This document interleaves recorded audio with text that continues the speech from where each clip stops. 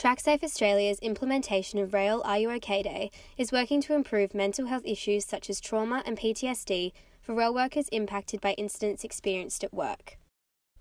Dan Banks has worked for Sydney Trains for 12 years, but has spent the last 8 of his rail career as a driver.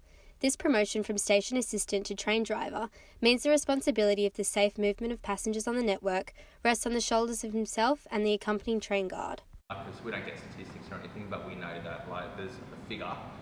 I think that they release a figure, or they make us aware of a figure of the amount of fatalities that happen on just our network in a year, and it's always more than 365, which is more than once a day in a year. Although Dan Banks does not take the safety of tens of thousands of commuters lightly, he notes that the occurrence of a fatality or traumatic injury on the rails is a sad reality. For me, I've seen a few, 2 pretty horrific incidents, fatalities.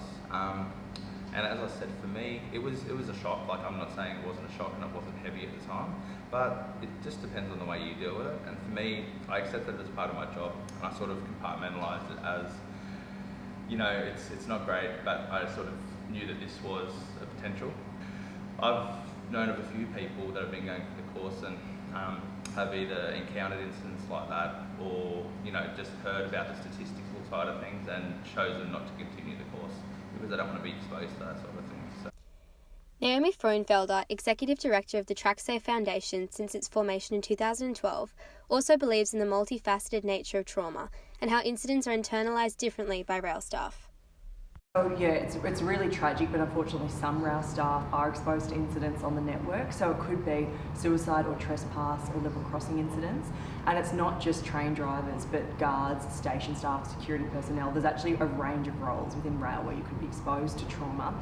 And I guess it manifests differently for each individual person. So the way that someone feels after an incident could be totally different. You get opposite ends of the spectrum of people that aren't affected, and then for some people it takes a while to recover, they need some time off work, and some people never get over it. This past April, 50,000 rail staff participated in Rail Are You OK Day nationally, taking part in activities that work to shift the conversation on mental health by encouraging rail staff to initiate conversation about the darker aspects of the network. The main partners that we have on this is Lifeline and Are You OK? So we have Rail Are You OK Day in April every year, which is where this is all about trying to change the atmosphere at work. We see our colleagues more than basically anyone else. So we're their best place to recognise that something might be up, and it's all about following your instincts and asking are you okay, and then checking back in with that person. You don't become the sort of counsellor or their problem solver, but it's more giving them someone to talk to and helping them come up with a plan or seek help or whatever they need to do. So that's been a great one for our industry.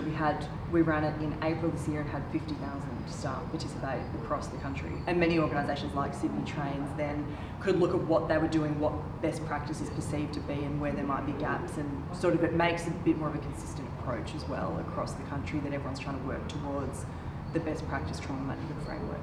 Basically what drivers like to do if they're exposed to those sorts of things is get it off their chest, have a chat to it about it with other drivers, make it it's a group thing, so I think it helps spread the load because everyone's got some mutual feedback to put into it and sort of help.